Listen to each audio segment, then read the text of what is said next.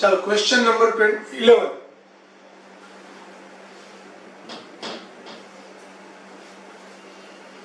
Under the action of a given coulombic force, the acceleration of an electron is 2.5 into 10 raised to 22 meter second raised to minus 2.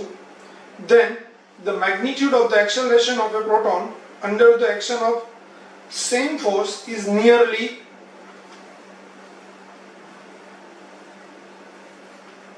હવે ઇલેક્ટ્રોનનું પ્રવેગ તમને આપેલું છે 2.5 into 10 raised to 22 meter per second square.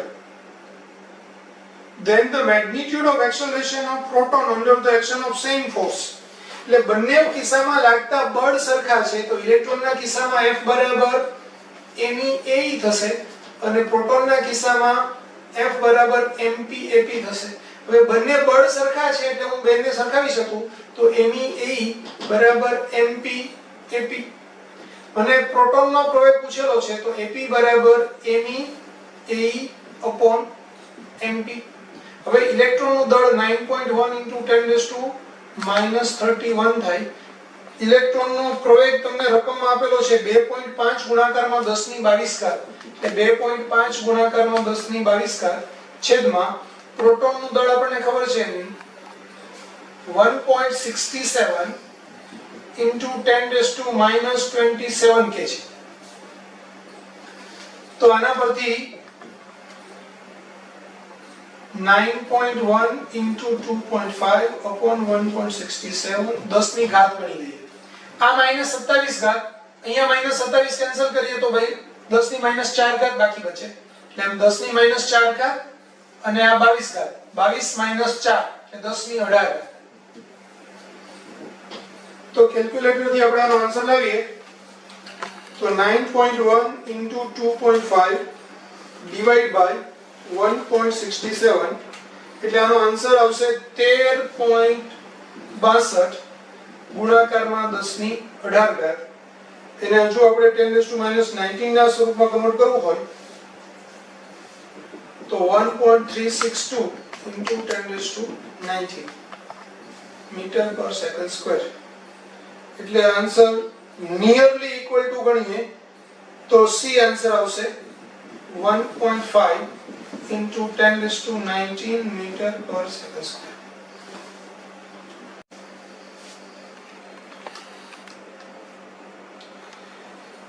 Question number 12. Two identical charged spheres suspended from a common point by two massless strings of length L are initially a distance d where d is very less than L apart because of their mutual repulsion. The charge begins to leak from both the spheres at a constant rate. As a result, the charges approach each other with a velocity v.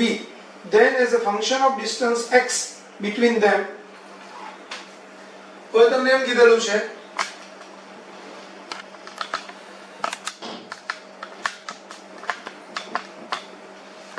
અહીંથી આ બે ગોળા છે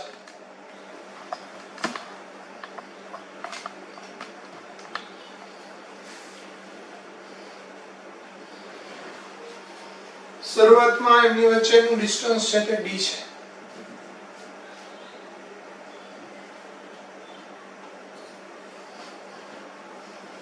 આ d distance છે.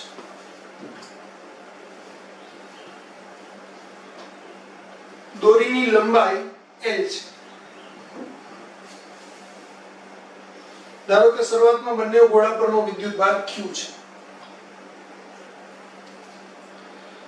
હવે બંને ગોળા પરનો વિદ્યુત ભાર હવામાં લીક થવા લાગે છે અને આ વિદ્યુત ભાર લીક થવાનો દર અચળ છે. તો વિદ્યુત ભાર લીક થવાનો દર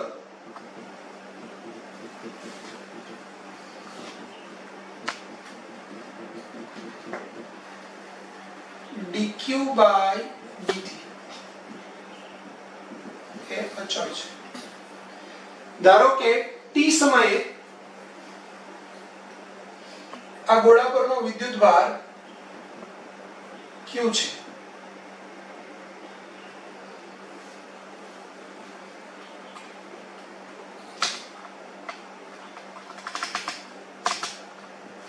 આ બંને ઉપર Q વિદ્યુતભાર છે. આ ક્ષણે બંને વચ્ચેનું ડિસ્ટન્સ x છે. હવે એમની વચ્ચેનું અંતર ઘટતું જશે એમ એમ બંને ગોળા એકબીજાની નજીક આવતા જશે, એટલે એમનો નજીક આવવાનો દર એ v dx/dt હશે.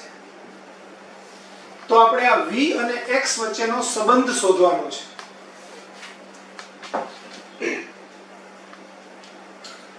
હવે અહીંયા આપણે એમ કહી શકાય કે ધારો કે આ ખૂણો છે એ થીટા છે, t સમયના આ ખૂણો છે એ થીટા છે, ત્યારે આ ગોળા ઉપર બે બળો લાગશે. એક બળ અપાકર્ષી વિદ્યુત બળ લાગશે અને બીજું બળ જે છે અહીંયા દોરીમાં ઉદ્ભવતું તણાવ બળ T હશે. એના આપણને બે ઘટક મળશે. આ ખૂણો થીટા હશે તો આ ખૂણો થીટા થશે, એટલે આ T cos થીટા મળશે અને આ ઘટક T sin થીટા થશે. નીચેની બાજુએ વજન બળ mg હશે. તો આપણે એમ લખી શકશું કે F બરાબર T sin થીટા અને mg બરાબર T cos થીટા, એટલે કે F by mg બરાબર T cancel sin theta upon cos theta એટલે tan થીટા. F ની વેલ્યુ હું મૂકું તો F છે આ બે વચ્ચેનું અપાકર્ષી બળ છે, એટલે F બરાબર kq² by x² into આ 1 upon mg બરાબર tan થીટા. હવે tan થીટા માં L is very greater than આ d છે, એટલે આ x કરતા L ખૂબ જ મોટો છે. તો જ્યારે x કરતા L ખૂબ જ મોટો હશે ત્યારે tan theta is nearly equal to x by L થશે. તો કે q² by x² mg અને આ x by 2 એટલે tan થીટા બરાબર x by 2 upon L થશે. કારણ કે આ જ્યારે ખૂબ મોટું અંતર હોય, આમ ખૂબ મોટું અંતર હોય ત્યારે આ L હોય તો નિયરલી ઇક્વલ ટુ આને પણ L ગણી શકાય અને આ ડિસ્ટન્સ x by 2 હોય તો tan theta is nearly equal to theta થાય અને રેડિયનમાં ખૂણો બરાબર ચાપના છેદમાં ત્રિજ્યા એટલે x by 2 upon L એટલે x by 2L થાય.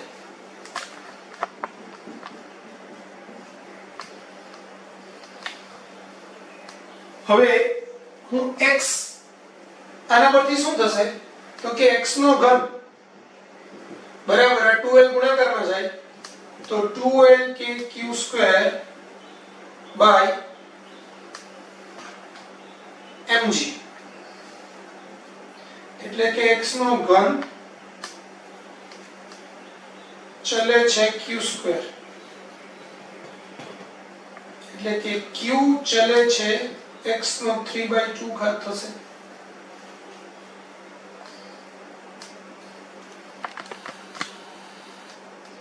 એટલે q બરાબર k dash x raised to 3/2 એટલે dq by dt માટે dq by dt એટલે dx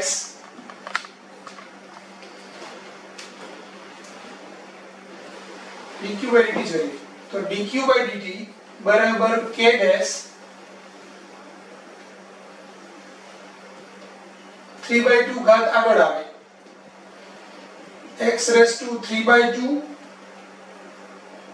minus 1 એટલે 1/2 અને dx by dt આમ લખવું પડે એટલે dq by dt આ k ડેશ અચળ છે 3/2 અચળ છે તો આ 3k dash by 2 x raised to 1/2 dx by dt એટલે વેલોસિટી v થશે. હવે dq by dt અચળ છે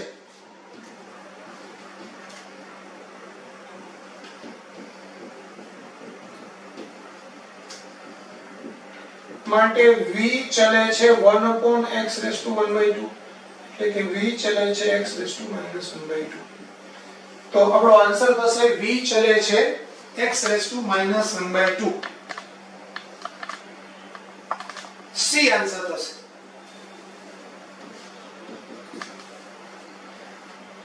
આ દાખલાનું ફરીથી એક વખત રિવિઝન કરાવી દઉં તમને. એક વખત રિવિઝન જોઈ લો તમે વ્યવસ્થિત રીતે. તમને રકમમાં એમ કીધેલું છે કે શરૂઆતમાં બે ગોળાઓ પરનું વિદ્યુતભાર q છે, એમની વચ્ચેનું ડિસ્ટન્સ d છે. અહીંયા દોરીની લંબાઈ l છે. આ l નું મૂલ્ય એ d ની કમ્પેરિઝનમાં ખૂબ મોટું છે, એટલે કે l is very very greater than d છે. હવે બંને ગોળા પરનો વિદ્યુતભાર સમાન દરથી લીક થઈ રહ્યો છે. તો આ લીક થવાનો દર છે એ અચળ છે, એટલે કે અચળ દરથી લીક થઈ રહ્યો છે. તો એ લીક થઈ રહ્યો હોય એટલે વિદ્યુતભાર છે એમનો ઘટી રહ્યો હોય, તો વિદ્યુતભાર ઘટે એટલે ધીમે ધીમે એમનું અપાકર્ષણ બળ ઘટતું જાય, એટલે વિદ્યુતના અપાકર્ષણ ઘટવાને કારણે બંને ગોળા નજીક આવતા જાય. તો એમનો નજીક આવવાનો દર એટલે કે v એ x ના કયા ઘાતના સમપ્રમાણમાં હોય એ આપણો ક્વેશ્ચન છે. તો આપણે ઇનિશિયલ કન્ડિશનમાં બંને ગોળા પર ધારો કે q વિદ્યુતભાર હતો, ત્યારે બે વચ્ચેનું ડિસ્ટન્સ હતું તે d હતું. હવે થોડોક વિદ્યુતભાર લીક થઈ ગયા પછી એમના ઉપરનો વિદ્યુતભાર q છે, એ વખતે એમની વચ્ચેનું અંતર x છે. તો જ્યારે એના ઉપર સ્મોલ q જેટલો વિદ્યુતભાર છે ત્યારે એના ઉપર આટલા બળો લાગે. વજન બળ mg અધો દિશામાં લાગે, અપાકર્ષી બળ F એ અપાકર્ષી દિશામાં લાગે, તણાવ બળ T એ દોરીથી કેન્દ્ર તરફ લાગે.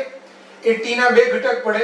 જો આ ખૂણો થીટા હોય તો આને પણ થીટા લઈ શકાય, એટલે T નો આ બાજુનો ઘટક થશે T cos θ અને T નો આ બાજુનો ઘટક થશે T sin θ.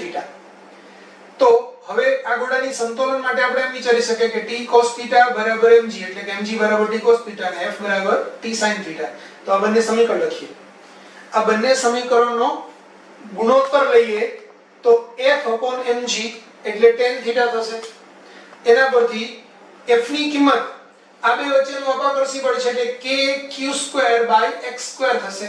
તો kq²/x², આ છેદમાં mg છે એટલે આ 1/mg, આ tan θ છે અને આપણે અહીંયા tan θ લખ્યું. હવે આ kq²/mg * x² થશે. આ tan θ ની કિંમત x/2/l એટલે કે x/2l થશે. એ કેવી રીતે થાય તો મેં અહીંયા સમજાવ્યું કે અહીંયા l is very very greater than d છે, એટલે l is very very greater than x/2 પણ થશે. તો આ ખૂબ મોટું અંતર હોય તો આ અંતરને અંતર લગભગ સરખા હોય અને આ x/2 અને tan θ is nearly equal to θ થાય, તો એ વખતે સામેની બાજુ છેદમાં પાસ આપણે સોરી રેડિયનમાં ખૂણો એટલે ચાપના છેદમાં ત્રિજ્યા, તો tan θ is nearly equal to θ અને θ is equal to x/2/l આ થશે. હવે આ x² ને આ બાજુ ગુણાકારમાં લઈ જાવ એટલે x નો ઘન થાય, આ 2l ગુણાકારમાં લાવો તો આપણને આ મળશે. એમાં વચ્ચેનું આ બધું પદ અચળ છે એટલે x નો ઘન is proportional to q² કહી શકાય. એના પરથી q બે બાજુએ ઘનમૂળ વર્ગમૂળ લો તો q ચલે છે x⁻³ કહી શકાય. આ સપ્રમાણતા નીચેનું હું k' કહી દઉં તો q બરાબર k' x⁻³ થાય. હવે t ની સાપેક્ષે વિકલન કરું તો dq/dt k' અચળ છે, x⁻³ છે તો એ 3/2 ને હું આગળ લઉં એટલે આ 3/2 x⁻³ - 1 એટલે 1/2 અને આપણે વિકલન t ની સાપેક્ષે કર્યું છે, ચલ પદ x છે એટલે મારે બાજુમાં dx/dt લખવું પડે. પણ dx/dt એટલે તો v થાય એટલે આ v થશે, આ 3k'/2 dq/dt. હવે આ અચળ છે, આ અચળ છે, આ બંને અચળ છે એટલે આના બરાબર આપણે અચળ લખી શકાય. એટલે એને છેદમાં લઈ આવું તો v ચલે છે 1/x⁻² થાય, એટલે કે v ચલે છે x⁻−1/2 થાય. તો આ આપણો આન્સર થશે C. Two spherical conductors B and C having equal radius and carrying the equal charges in them repel each other with a force F when kept apart at some distance A.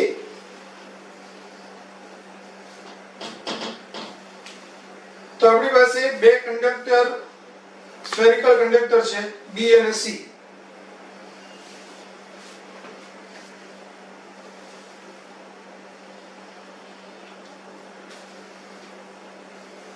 આ B છે આ C છે બંનેની ત્રિજ્યા સરખી છે અને બંને ઉપરનો વિદ્યુતભાર પણ બંને ઉપરના સરખા છે QQ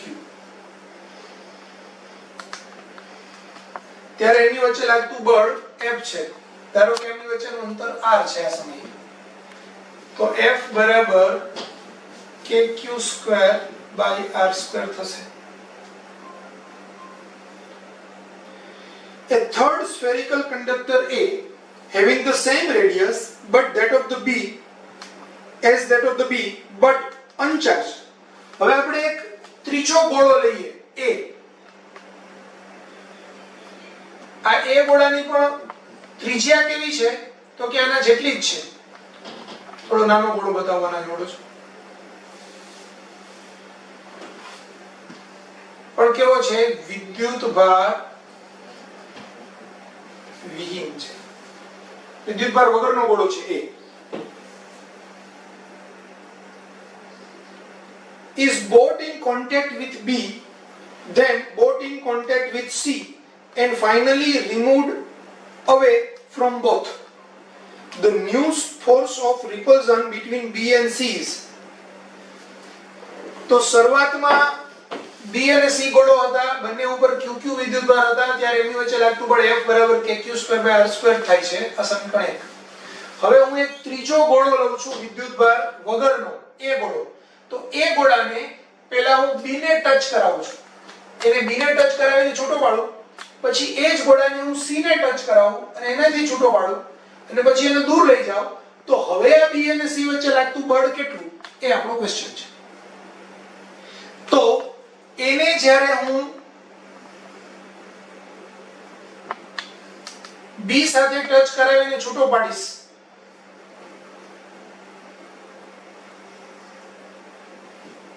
આના ઉપરનો વિદ્યુતભાર 0 છે આના ઉપરનો વિદ્યુતભાર Q છે આ B ગોળો છે તો હવે A ઉપરનો વિદ્યુતભાર કેટલો થશે QA તો QA બરાબર QB બરાબર કેટલો થશે તો કે બેયના વિદ્યુતભારનો સરવાળો થાય અને પછી અડધો અડધો વહેંચાય એટલે 0 + Q/2 એટલે કે Q/2 થશે તો અંતિમ સ્થિતિમાં હવે A ઉપરનો વિદ્યુતભાર Q/2 થયો B ઉપરનો વિદ્યુતભાર પણ કેટલો થયો Q/2 હવે આ ગોળો એ વિદ્યુતભારી થઈ ગયો છે આ વિદ્યુતભારી થઈ ગયેલા ગોળાને હવે હું C ને ટચ કરાવું છું તો હવે આ A ગોળો પોતે Q/2 વિદ્યુતભાર વાળો છે અને C ગોળો છે એ Q વિદ્યુતભાર વાળો છે એ બેને હું ટચ કરાવીને છૂટા પાડીશ તો હવે બંને ઉપરના વિદ્યુતભાર QA ડબલ ડેશ અથવા તો QA ડેશ બરાબર QC બરાબર Q/2 + Q/2 થશે તો આ થશે 2Q + Q એટલે 3Q/2 છેદમાં 2 એટલે 3Q/4 તો હવે B ગોળા પરનો વિદ્યુતભાર છે Q/2 અને C ગોળા પરનો વિદ્યુતભાર છે 3Q/4 એટલે હવે B ગોળા પર વિદ્યુતભાર છે Q/2 C ગોળા પરનો વિદ્યુતભાર છે 3Q/4 બંને વચ્ચેનું ડિસ્ટન્સ પાછું છે R તો હવે એની વચ્ચે લાગતું બળ નવું બળને હું F' કહું તો F' બરાબર શું થશે K Q/2 3Q/4 r² એટલે આ 3 ને આ છેદમાં 8 એટલે 3/8 kq²/r² પરંતુ kq²/r² સમીકરણ 1 મુજબ F થાય એટલે કે 3F/8 સમીકરણ 1 પર તો આપણો આન્સર આવશે 3F/8 એટલે આન્સર આવશે D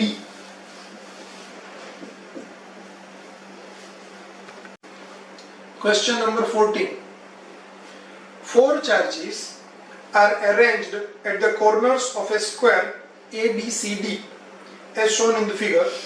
The force on the positive charge kept at the center O is. તો અહીંયા તમને આકૃતિ આપેલી છે.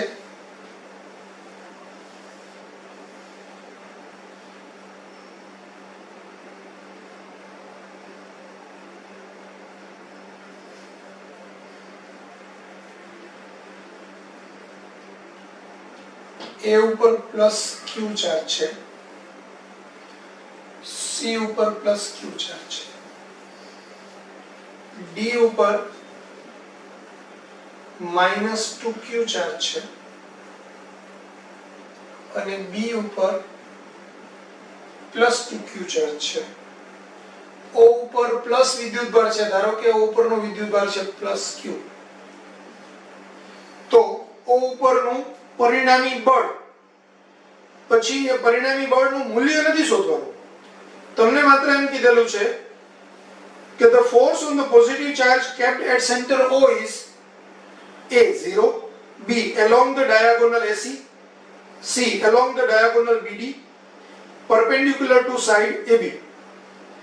આ પ્રમાણે આપણે આન્સર શોધવાનો છે. હવે ધ્યાન આપજો, એના કારણે આ પ્લસ Q, તો આ પ્લસ છે, આ પ્લસ છે, એટલે બંનેના કારણે આના ઉપર અપાકર્ષી બળ લાગશે આમ, તો આના કારણે અહીંયા અપાકર્ષી બળ લાગશે આમ. આ બંને અપાકર્ષી બળ સરખા મૂલ્યના હશે, k small q capital Q by r square, કે આ સુધીનું ડિસ્ટન્સ r હોય તો, એટલે આ બંને બળ એકબીજાની અસરને કેન્સલ કરશે. હવે આ પ્લસ Q જે ચાર્જ છે એના ઉપર આ માઈનસ 2Q છે આકર્ષી બળ લગાવશે. આ પ્લસ 2Q ચાર્જ છે એ પ્લસ Q ઉપર અપાકર્ષી બળ લગાવશે, એટલે આ બંને બળ એક જ દિશામાં છે, તેનું પરિણામી બળ છે એ બેના સરવાળા જેટલું હશે, એટલે કે આ ડાયરેક્શનમાં આવશે. તો એનો મતલબ એવો થયો કે પરિણામી બળ એ ડાયાગોનલ BD ની દિશામાં હોય, B થી D તરફ, એટલે આપણો આન્સર આવશે C along the diagonal BD.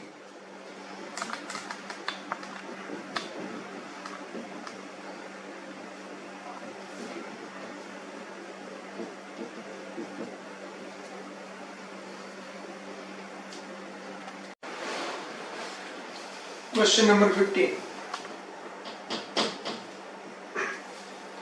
In the basic CSCl crystal structure, Cs plus and Cl minus ions are arranged in a BCC configuration as shown in the figure. The net electrostatic force exerted by the 8 Cs plus ions on the Cl minus ions is. તો અહીંયા તમને એક સમઘનના બધા જ શિરોબિંદુ પર Cs plus આયનો ગોઠવાયેલા છે એવું દર્શાવ્યું છે.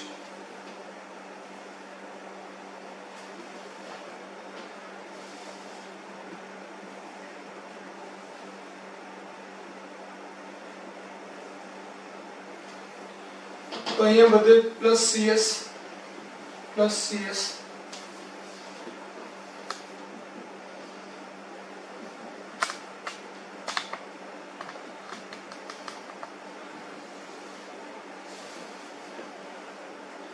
અને એના કેન્દ્ર પર Cl માઈનસ છે. તો પ્લસ Cs પરનો વિદ્યુતભાર પ્લસ Q લઈએ અને આના પરનો માઈનસ Q લઈએ, તો દરેક ઉપર સામસામેના બે વિદ્યુતભાર, હવે સપોઝ આના ઉપર અપાકર્ષી બળ આમ લગાવશે તો આના ઉપર આકર્ષી બળ આમ લગાવશે, તો બંને એકબીજાને કેન્સલ કરશે. આ વિદ્યુતભાર ને આ વિદ્યુતભાર અહીંયા છે આ ડાયરેક્શનમાં બળ લગાવશે, આના ઉપર છે એમ બળ લગાવશે, તો આના ઉપર એ પ્રમાણે બળ લગાવશે. એટલે બધા જ શિરોબિંદુઓ સામસામેના જે બે શિરોબિંદુ છે એના ઉપર સમાન મૂલ્યનું બળ લગાવશે, એટલે પરસ્પર વિરુદ્ધ દિશામાં બળ લાગશે, એટલે બે કેન્સલ થશે, આ બે કેન્સલ થશે, આ બે કેન્સલ થશે. તો એના ઉપર લાગતું પરિણામી બળ શૂન્ય થશે, એટલે નેટ ફોર્સ ઇઝ 0. તો આન્સર આવશે D 0.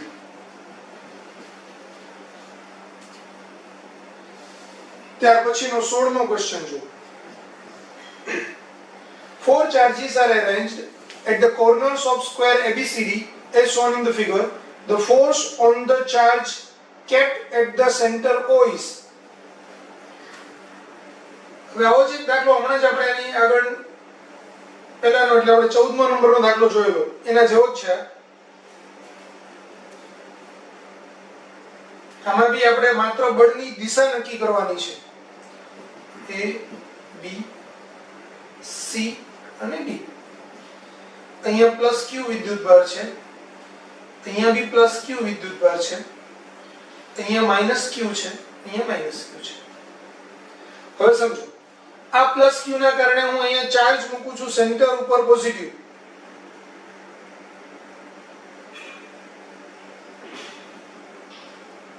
તો આના કારણે આના ઉપર બળ લાગશે, આમ લાગશે. આ માઈનસ ના કારણે આ દિશામાં બળ લાગશે, આટલા જ મૂલ્યનું પણ ડબલ લાગશે, એટલે પરિણામી બળ છે એ બમણું થશે. આપણે આ બળ ટૂંકું લઈએ તો એટલું બીજું બળ, એટલે પરિણામી બળ આમ થશે. એવી જ રીતે આના કારણે આટલું બળ લાગશે અને આના કારણે બી આટલું જ બળ લાગશે, એટલે પરિણામી બળ બેના સરવાળે જેટલું આટલું થશે. તો એ બે બળનું પરિણામી બળ આપણને આમ મળશે. તો બળની દિશા આવશે perpendicular to side AB, એટલે આન્સર આવશે D.